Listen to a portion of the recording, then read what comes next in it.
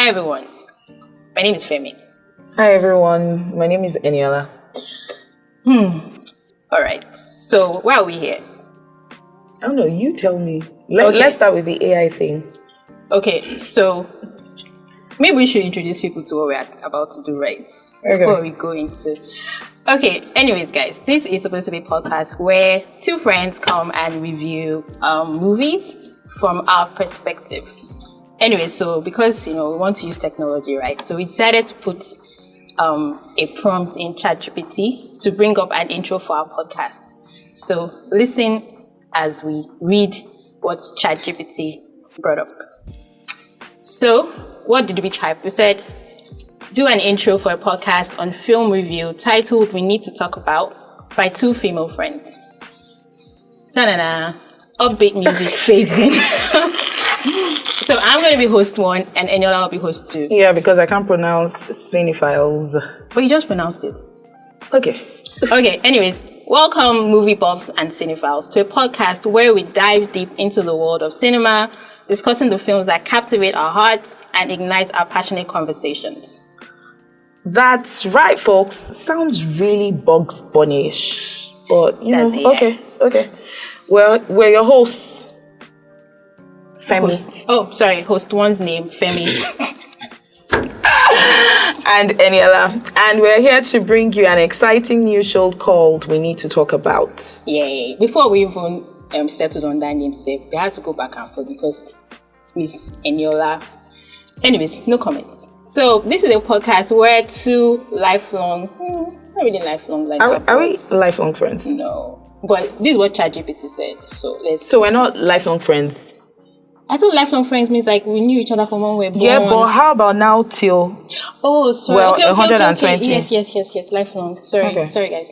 A podcast where two lifelong friends embark on a cinematic journey, armed with their shared love for movies and a desire to dissect, debate, and celebrate the art of filmmaking. Oh, sounds deep. Get ready for thought-provoking discussions, hilarious banter, and an exploration of both mainstream hits and hidden gems. We're not afraid to tackle any genre, from heart-wrenching dramas to spine-tingling horrors, my favorite, from action-packed blockbusters to indie darlings. We believe that the magic of movies goes beyond the screen, and there's no better way to experience it than by sharing our perspectives as two female friends navigating the vast landscape of cinema. Each episode, we will dive headfirst into the stories, characters, and technical aspects of a particular film. We'll analyze the performances, dissect the directorial choices, and explore the underlying themes that make each movie a unique work of art. But this podcast isn't just about us. We want to hear from you, our amazing listeners. Well, hopefully, you guys will start to like what we are saying. So we'll be opening up our digital mailbag. I don't know if I have that too. Answering your burning questions, and engaging in lively discussions with film enthusiasts from around the world. Hello, Chris Pine. I think we can just start from Lagos and then Nigeria, then around the world, right? Really ambitious.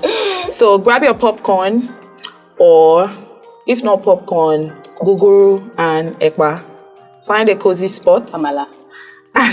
Join us as we embark on this cinematic adventure together. We promise to keep you entertained, enlightened, and inspired to fall in love with the magic of movies all over again.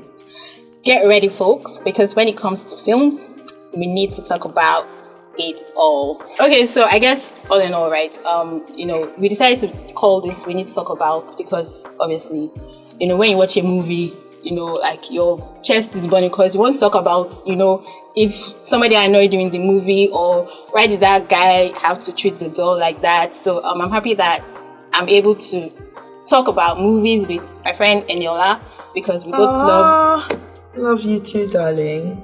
This is where Femi puts her head down and puts her hand on her head. Okay, so guys, two friends that love movies would rather stay at home and watch TV. So this is a great opportunity for us to bond, share our love for film with you all, and we hope you like it. So today we'll be talking on 3 amazing movies. So Femi, I don't know if they're all amazing, no. Okay. Well, yeah. Let me. One wasn't so great. Yeah, one wasn't so great. Yeah. So I take that back. We're just here to talk about movies, 3 movies. So we'll start with the first one, Guy Ritchie's The Covenant. So Femi. So I'm an old woman. So I took notes when I was watching this movie, right? And then I was just watching. But I like to take notes. Anyways, what's The Covenant about? So it's about what is it about again? Let's ask ChatGPT. ChatGPT doesn't know that Guy Ritchie has a film called The Covenant. Oh.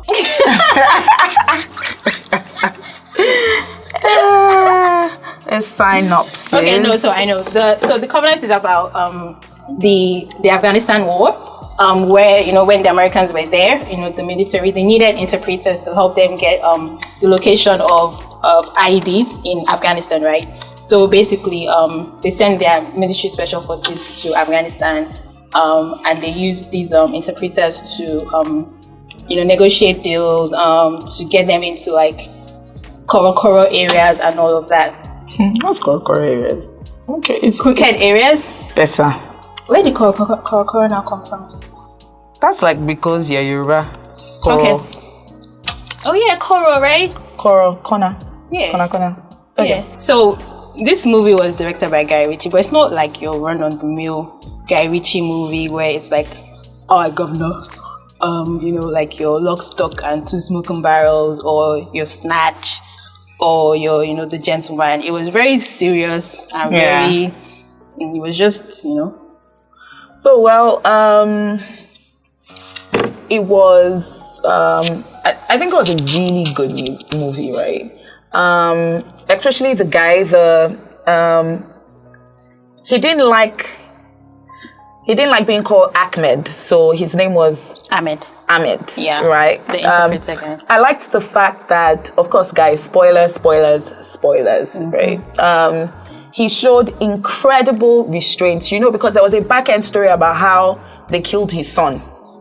And that's why, he wanted to be an interpreter, right? Because at some point, his family was dealing in drugs with the Taliban.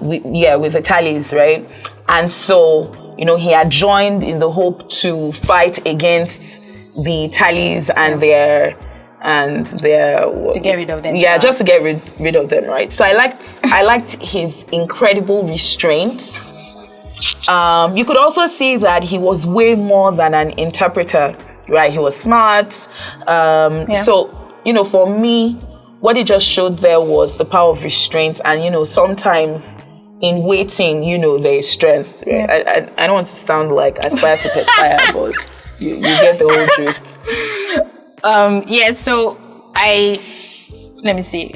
I mean, there's some parts where I took down notes because I didn't want to forget about anything, right? So the first thing is that American military, they like to think highly of themselves, you cannot go anywhere. Somebody's country and just be doing anyhow, Now you guys should take it easy, right?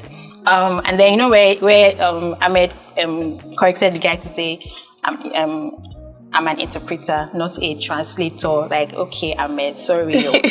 And the movie was kind of like a Rambo meets John Wick, in the sense that at some point, when Ahmed rescued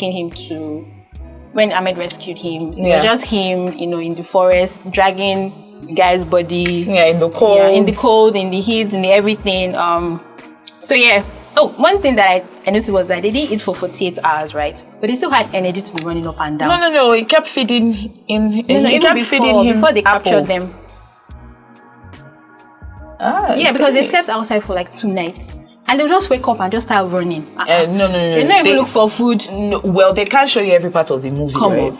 So it is assumed that they were drinking water at least. That's the way I want to look at it, because it doesn't make sense that they didn't eat. Okay, so you're right. Because you just wake up, just carry gun. Oh yeah, we need to go, and then they'll start going. Well, but then there's a part about adrenaline, right? Well, and the fact that adrenaline will follow you for at least a bit. Yeah. And because they were running scared for their lives. You know, it made sense that the adrenaline pumping in their veins probably made them forget. And I mean, I'm just speaking for them, trying to save them, because I mean, the movie is really, really, really a good movie. Yeah. And so this part about them not eating for 48 hours, we can forgive them. And then the Ahmed guy was like a good Samaritan, because I can't imagine you just met somebody like how many days ago, 4 days ago, and then you take it upon yourself to like drag them through the mountains and all of that because, you know, they can't walk. I guess, but I give it to him, Sha, because I'll have left him on the road at some point. Like, I'm trying to survive, right? And I'm now dragging a grown-ass man. I mean, I'm a good person, guys, but it was just a lot. I think that I know that, you know, recent happenings in the world sometimes will make you lose faith in humanity, but you know, the reality is that you have a couple of good people here and there, and you know, Ahmed just shows that, you know, there's still hope for humanity. I hope. I think something I also found really great was when, you know, he went back home. What's his name in the movie now? My name is Jake, but obviously John. That's John. Okay, his name is John. Sergeant John in the movie. And you know, he went home and then later found out that Ahmed was holed up somewhere with his family. And his wife could sense his frustration, literally. And at some point, you know, she gave him her blessings. Now, wow. I know I'm not sending my husband back. Well, it was because of Ahmed that she still has a husband, right? And her kids still have a father. I know, but it's scary. Like, I mean, this is Afghanistan that we're talking about, right? So you want to send your husband back, someone that barely made you home alive, right? Well, she had faith in him that he would come back, that he knew what to do to get him out. And I mean, then if you're married to like somebody in the military, you already know that, you know, sorrow's prayers is, you know, but fam, like, it's not like you can get a call tomorrow and they're like, but sorry, when you willingly say, oh yeah, come and be going to your death, and he did almost die trying to. I liked when they reunited though. That brought tears to my eyes. Like, oh my god. And you know, he was Ahmed was really grateful to John, and you know, he could not believe for the life of him that, you know, he will come rescue him. I like the part where Jake also Sergeant John. Sergeant John. He also, you know, highlighted his madness. He showed us the whole, I think it was 30 days that he had waited, you know, calling the embassy and all of that. Was it 30 days? I wrote it down. It was... I wrote it down. Yeah. 30-something days. 30-something days, right? And, you know, the whole depiction of madness, you know, how he disintegrated into madness, you know, at the end of the day. Yeah. Was also great. I liked the scene where he went back to his, for lack of a better word, his line manager, Sha, whoever that guy was. And you know, and you know, Sha gave him one aspire to perspire talk to say, you know, be the person you're supposed to be. I know that you're a good man, do the right thing, blah blah blah. And you know, they got the visas and bam, Med and his family home and dry. You know, it was a good movie. But so there's this guy that he actually paid to help him when he went back to Afghanistan. Yes. Some Parker person, right? Yes. And I really like the way Parker treated him because he didn't know who he was. It wasn't until much later when he realized that he was on Taliban's most wanted that he now said, guys, let's go and save this guy. I think Parker would, you know, is one of those guys that would always be about the money, right? Yeah. I mean, John was just paying him $150,000. So money and the glory. Yeah. And you know, number one, the money wasn't giving. And then there wasn't any glory in it. I guess if he had said, oh, this is me and this is who we wanted to, or this is who we're going to save, then maybe even if he hadn't gone for the money, he would have gone for the glory, right? So again, you know, without trying to be aspire to perspire, right? You know, sometimes, you know, you need to say out front who you are. Yeah. Because sometimes those things can get you the required help that you need. Yeah. And then the Parker, I mean, if you're a fan of The Boys, the Parker guy is Anthony Starr, who plays Homelander. Because I knew the guy was very familiar. I was like, how did I know this guy from? I'm a fan of The Boys, Sha. So, anyways, I guess in summary, would we recommend this movie to our viewers? Definitely. To our listeners. Why do you say viewers? Yeah, because you like TV. Makes sense. But a definite yes from me. So I mean, I would definitely strongly recommend that you watch it whenever it comes out on whatever streaming platform you guys use. Yeah. Oh, I like that. But it's a weak. Anyway, I have my comments because it's definitely for a horror buff. It's a weak expression of horror. I know because I just feel strongly about it. All right, so I would definitely recommend that you go see this movie. Actually, not go see. I mean, it's no longer in the cinema, right? So you watch it, whenever you can. And any other you would suggest to say? Yeah, I mean, definitely. Okay. It's a definite watch. I don't know, on Prime Video, Netflix, whatever it is, you can get it on. Just let it be legal. You know what I mean? I know, right? And then that takes us straight into the next movie. By the way, Femi and I have differing opinions on this movie, right? Because she thinks for some reason it is truly, truly horror. I'm not going to mention the name, right? Because I can't watching all these Kotsoru, I am a Taga. Sorry guys, I'm scarred for life. And I went to QC where we had what's that woman? Madam Koi Koi. Guys, please. I can't watch horror movies at night, first of all. But Femi, that wasn't even like. Yeah, but you wanted us to watch it at night, first of all. Well, we should have, because it wasn't. Then I'll now go home and sleep by myself. No, but Femi, that thing was in horror. Okay, pronounce it because I can't really pronounce it. It's the Pope's Exorcist. Exorcist. Whatever. You got Starring Russell Crowe. So, this movie, right? I've always had this question about exorcism. Like, why is it only, like in American movies, right? Exorcists are always Catholics. Like, they're always like the father in the church or the priest. Like, why don't we have like someone like Pastor Adeboye, doing exorcism? No, but I think that's what they do in Nigeria, where they say deliverance as well now. Yeah, but like in Nigerian deliverance, they are scabashing. Like, speaking in tongues, blood of Jesus, but in Igbo movies, like they'll bring out cross. You see, which devil? You know, Nigerian devil.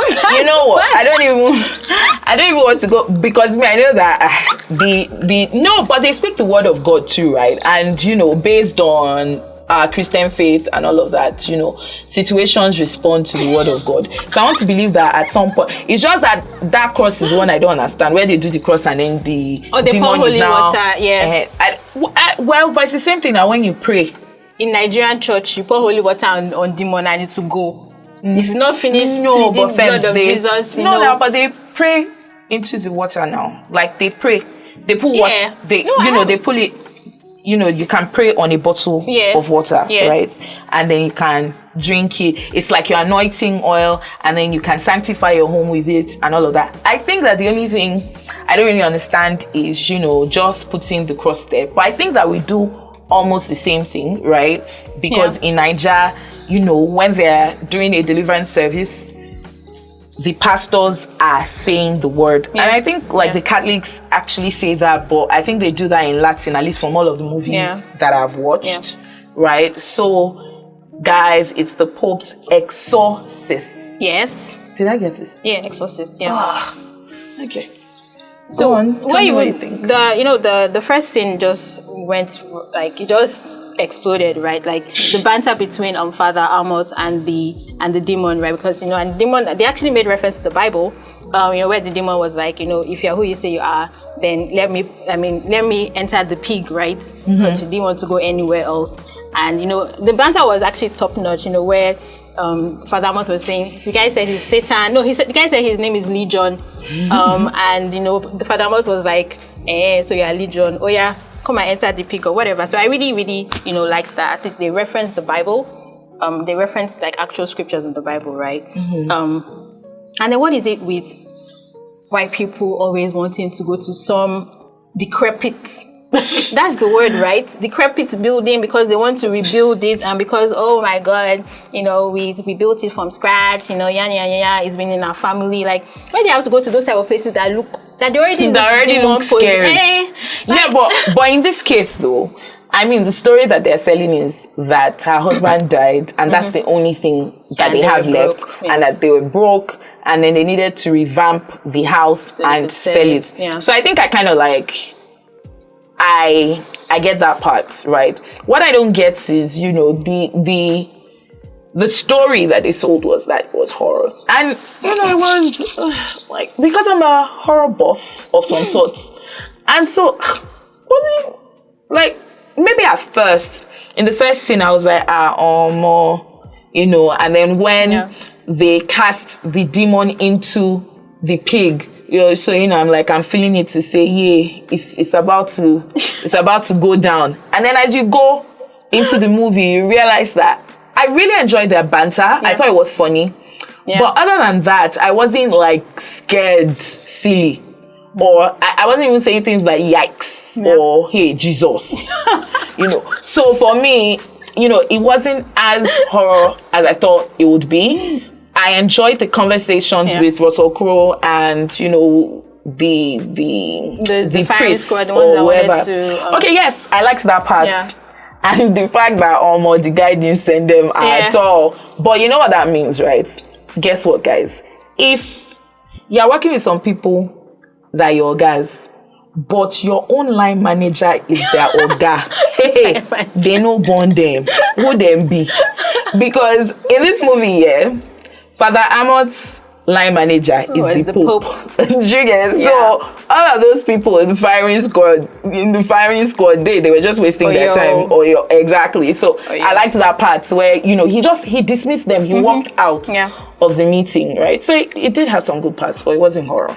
Like you said, it wasn't. I mean, after we watched it, I was like, okay, fam, is this why you were scared? Like, there was nothing even. There was no, oh my God, I can't sleep at night or whatever, right? But there are some interesting parts, like, so when Father Amos asked this new, supposedly bigger demon, who are you? And he was like, your worst fear.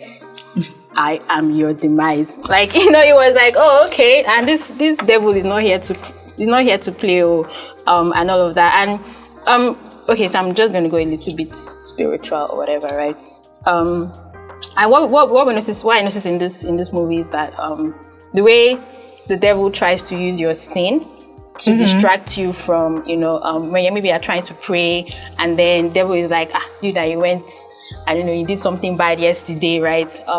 Do you think God is going to answer you? And then it makes you feel guilty. But then you already, as a child of God, you know that, okay, I've already asked for forgiveness, right? So devil, you're kind of like absolved from the sin. From the sin, right? So because he tried to use that against Father Amos and even the other priest, right? Say, like, who do you think you are? You have exactly. Sin, yeah. But right, friends. So this brings me to, sometimes the Catholics, right? So because I'm not Catholic and all of that. Sometimes there's this thing about, you're going to confess your sins and all of that. I think from that movie, I realize why, right? Because we just confess straight to God somehow. If you're not really convinced in your mind, the devil, it's always a war in the mind, and then the devil is still trying to fight. Are you sure God forgave you? You this sinner and all of that. But I think for the Catholics, it might even be a bit easier because you know what? They've just gone somewhere and they've confessed their sins. So nobody is going to come and tell them that, look, remember you did this yesterday, because somehow they've been absolved of that sin. I'm not saying they're confessing to the Father, doesn't mean they're not confessing to God, right? But I think it just helps in terms of, you're speaking out your sin and it's just out there and let the universe hear what you have to say, that kind of thing, right? Yeah. But unlike sometimes we just tell God that, hey, God, though, I messed up, and please forgive me. But somehow in your heart, sometimes you're not as convinced, even though God has moved on, like since yesterday, he's still be holding. And then the devil then uses that to capitalize on your progress or your growth, and just kind of messes with your mind. So that was good because he confessed like twice. And then how come they don't? So like when they're being attacked, why don't they say Jesus, Jesus? I mean, is it the Nigerian, in me that if anything is, if I'm just feeling anything, I mean, I'll start shouting Jesus, Jesus, Jesus. But they were just screaming. If you scream, how would the demon leave you alone? Like you have to say Jesus, right? But I guess they were not spiritual people, so they wouldn't have known what to say or whatever. Well, friends, you also know that the Nigerian context is highly religious as well. Or in the African context, right? We're highly religious, and we've always been brought up that way. So God is never too far from us, right? Maybe that's why that would be a plausible explanation for why we say what we say. Yeah. I don't think it's a bad thing, because God is never too far from my mouth to just say, God, please help me. But me, I don't just go and be saying Jesus, Jesus, Jesus, because it doesn't even mean anything, right? You need to be able to say, Jesus, please, I need your help right now. Other than that, you're just shouting Jesus. I don't know why you're just saying Jesus like that. Can't even be calling Jesus like that. How dare you? But I digress. So I know this is where the movie lost Eniola at the end, because we don't really know what was going on, but we shall know that the demon shall possessed, and the demon's name was Asmodeus. So I mean, Father Amos was actually really specific about him knowing the demon's name. So call it by its name so that you can speak to it or whatever. Demon now went to go and possess Father Amos. I mean, I'm like, who is now going to exercise? Who is going to exercise Father Amos by you? Sure, we have not entered Prop 1 chance. So, but the other priest, I guess he grew his spiritual wings eventually, and he was able to do the exorcism, right? For Father Amos. And then Father Amos now started drinking whiskey after doing exorcism. This. Imagine Pastor Oyedepo saying this. No, don't let him start this whole alcohol banter today. It's not for here. Because I felt that kind of way, but then again, I'm like, Janet, don't let's go there, Femi. The thing is that they in Rome, on Catholic churches, they use wine for communion. Let's just, do you understand? Provided you don't get drunk, don't let's even go there, because even me, I have mixed feelings about that. Okay. All in all, right? I think that Russell Crowe gave, a somewhat good performance, especially with the banter. Mm-hmm. In terms of it being horrific, or no? Is it horrific or call it? Anyway, in terms of it being just a horror, like jump movie, out of your seat. Yeah, definitely not, right? And to think that Femi didn't want us to watch this at night, and we now watched it on Sunday afternoon after church, and it was still that way. I wanted to break her head. Because there was no point. Because it was just me watching a thriller. I have PTSD from growing up, Eniola, so please don't be annoyed. No, but Femi, that movie, horror. I've heard. So let's rate it. Okay. So how would you rate it? I gave it a 7 over 10, But it's not something you go to the cinema to watch. Something that you just sit down, guys, you wait for it to come on Netflix or even DSTV. Or exactly. Do you understand? For me, or if you're bored. For me, 5 over 10. I mean, it's not bad. It's because Eniola likes horror movies. She wants the one where the demon is doing like this and like this and like this.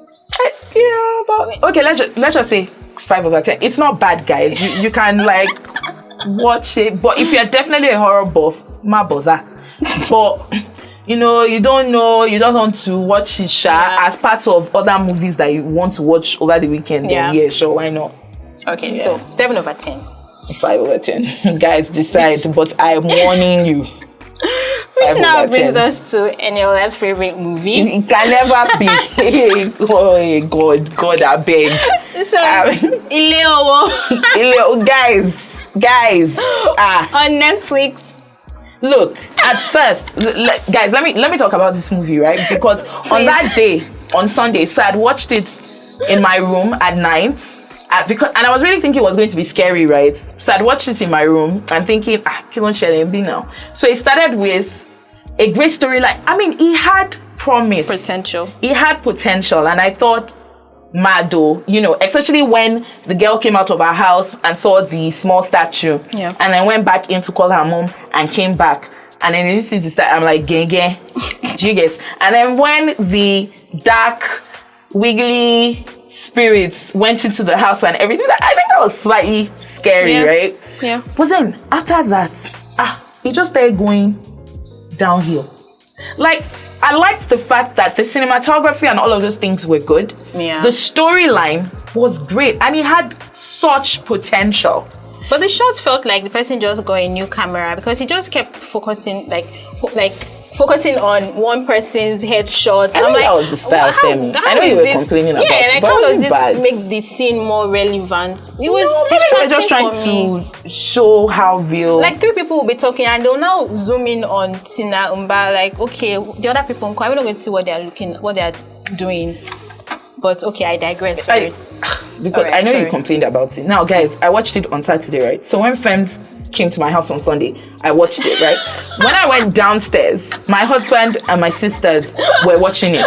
And then I went to my baby sister's house and she was watching it. Guys, I watched it 4 times. You cannot tell me nothing.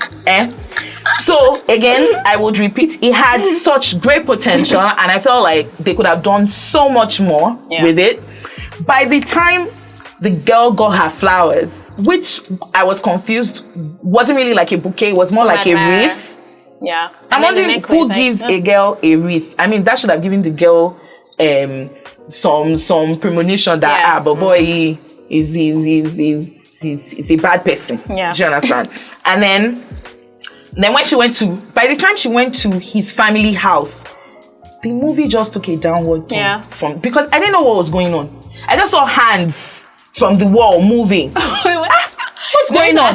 She had given birth to the bird or something. To the bird. Yeah. And then why was she so surprised? Yeah. Like the thing was already coming out from her mouth. So from there she should have been shouting, yeah, you know. But so that whole thing came out from your larynx, your esophagus, and then fell into the sink.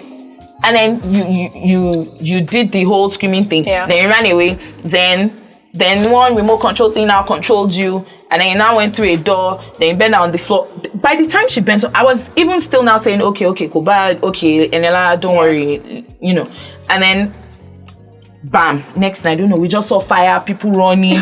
Then it just became chaotic. And then before you know what, she goes to her friend's house. Kiki was so funny, by the way, hilarious, great move from Kiki.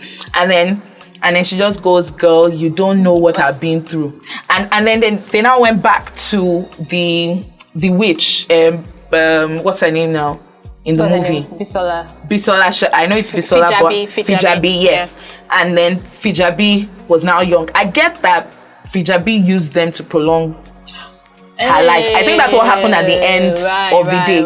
But I just felt like it went into a lot of chaos, especially from when the girl got into the house. It was just very chaotic too. That whole place wasn't properly arranged. Yeah. So maybe just saying to the makers of the movie that it did have the potential to be a great movie. I just felt like at some point it became really chaotic. Yeah. For movie watchers. I think it was good about like blood money. I mean, like, okay, maybe. And in the beginning, when somebody was sacrificing somebody, so I thought maybe money. They were swimming in wealth, and we'll be seeing money all over the place and all of that. No, but that's like they said they dropped it in 1 or 2 places that the guy is a billionaire. And then they went to one big house like this that had a swimming pool. So I figured that the house has they were swimming in money. Do you understand? So I think I kind of got that right. But to be honest, again, it now brings us to the parts of my aspire to perspire talk to say, but boy, you're serious, right? Because the Ileowo guy, the Owo guy himself, he already had a lot of money. The only problem was that he was ill, and he had gone to this woman to say, I don't want to die. Then the woman now tells you that, okay, it will not start from you, it will start from your children. So the purpose is already defeated. Yeah. No need, kuku die. Do you understand? And so you now start a sacrifice. Generational wealth. No, but they already had money, firms. Do you understand? Yeah. So the problem was that he was ill. Yeah. So I didn't quite get, and that's what would we call it now? When you're not content. Yeah, greed. Greed and all of that, right? Because ill, you're not feeling well. Spend the money You can't do you understand? So now he created problems for his children, and that's the issue about generational curses that poor children have to go through because their fathers had made poor decisions, and now the children now have to suffer for it, right? Because I think the boys had been living since that time, and just renewing their lives by renewing the contract. Yeah. Let's rate the movie. So let me in my notes, right? Okay. You know, this podcast is supposed to be we need to talk about. I said, actually, no, we don't need to talk about this thing. But we already talked about it, shall we? And this is because this is how I really feel about the movie. Like, it just didn't make sense. And I like the director, like the Dare Olaito. He has done some okay movies. Like, I think he's the one that did Sole.